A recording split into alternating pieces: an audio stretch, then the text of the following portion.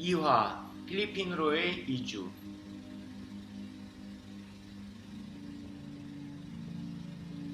필리핀에서 살 마음이 결정이 되었고 준비를 시작했다.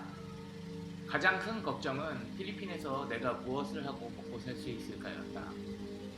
배 하나 사서 낚시해서 먹고 살면 되지라는 생각이었지만 현실은 동화 속의 이야기가 아닌 게 가장 큰 고민이었다. 여기저기 알아보던 중 모 패키지 여행사에 보라카이 가이드를 모집하고 있었다. 여행을 워낙 좋아했고 혼자서도 여행은 많이 다녔으며 또한 혼자 모든 걸 알아보고 친구들을 데리고 여행도 많이 다닐 터라 가이드란 직업은 부담 없이 할 수 있는 직업이었다. 단 영어를 잘해야 할 텐데 영어가 부족해서 걱정은 있었다. 하지만 현지에서 배우면 더 빨리 배울 거란 생각도 들었기 때문에 큰 부담은 되지 않았다. 인천공항 인근에 있는 사무실에서 면접을 보았고 출국하는 날을 기다리기만 하면 되었다. 그렇게 점점 필리핀에서 살 수 있다는 희망이 커져갔고 여자친구였던 지금의 와이프를 보러 마닐라로 갔다. 그때는 여자친구였지만 같이 살자는 얘기를 하고 마지막 준비를 마치고 한국으로 들어올 예정이었다. 그러나 큰 사건이 발생한다. 엄마 메이시, 아빠 닉, 그리고 첫째 싸지, 둘째 둘이. 코필 가족의 필리핀 살아가는 이야기, 그리고 팔라완 여행지 이야기.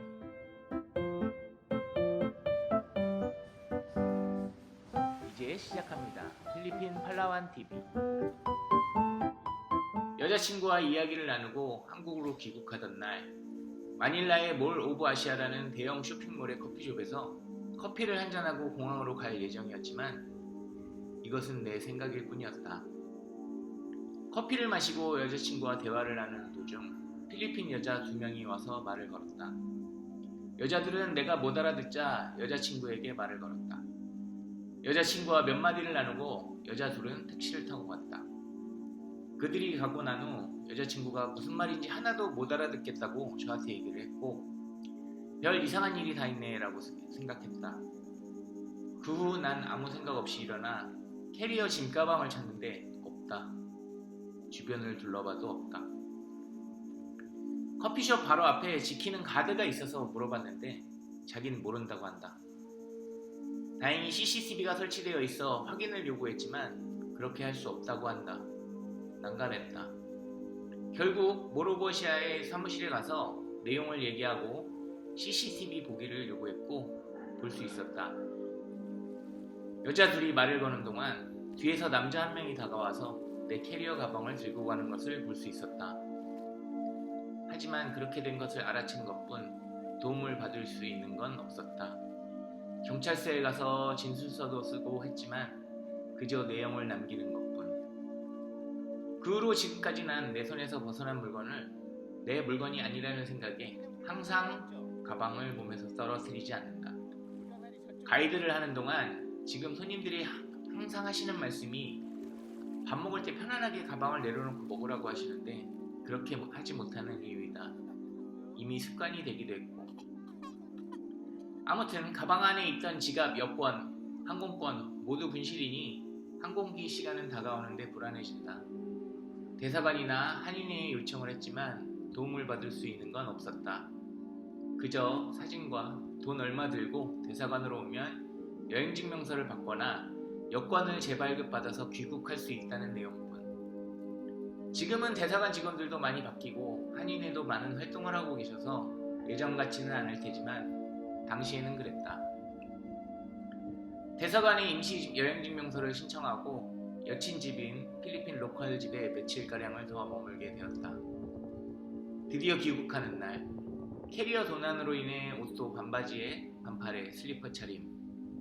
귀국하는 날, 그때는 12월이었다. 인천공항에 도착하니 겨울의 날씨를 내 온몸으로 받아들여야 했다. 공항 버스를 타고 집으로 가는데 그나마 항공기에서 챙겨온 기내용 담요. 지금은 가져오시면 도난으로 범죄가 됐다. 아무튼 기내용 담요를 덮고 집으로 갔다. 그리고 난 또 영화 같은 일을 마주하게 된다. 집 앞에 폴리스 라인이 쳐져 있었고 집은 온통 불에 타 있었다. 정말 아무 생각이 안 들었다. 이런 영화 같은 일이 어떻게 나에게 일어나는지 생각했다. 이웃집에 물어보니 며칠 전 집에서 화재가 났고 소방서에서 출동해서 불은 진압했다고 한다. 막막했다. 마지막 이야기를 하러 필리핀 가기 전 필리핀에 가져올 돈을 다 환전해서 옷장에 넣어두고 왔기 때문이다. 다 탔다. 정말 다 탔다. 눈물이 나고 이제 어쩌지 하는 생각이 들었다. 다음 주에 들어간다고 여자친구에게 이야기는 해두었는데 이제 어떻게 필리핀에 들어가지? 일단 잘 곳은 없으니 누님 집으로 갔다. 누님은 깜짝 놀랐고 큰일 날 뻔했다고 했다. 지금 생각해보면 마닐라에서 더 머물지 않았으면 집에서 화재로 인해 사고를 당할 수도 있었던 것이다. 다음날 동사무소를 찾아가 수재민에게 지급하는 보급품을 받아서 왔다. 그리고 고민했다. 어떡하지? 필리핀에 가야 하는데 난 모든 걸 잃었다. 정말 미치고 팔딱 뛸 일이었다. 이제 필리핀으로 갈 날은 일주일도 안 남았는데 정말 막막했다. 집이 여유로운 게 아니라 도움을 받을 수도 없는데 그렇다고 여자친구와 한 약속을 깨지도 못하고 가이드 일도 시작을 해야 하는데 고민에 고민 끝에 미친 척 오기로 결정했다.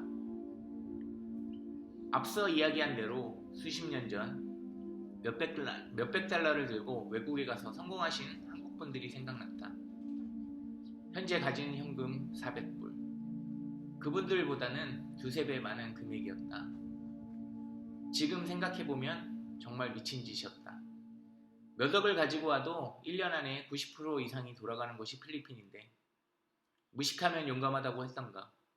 그 무식함이 나를 필리핀에 현재까지 살게 한 원동력이다.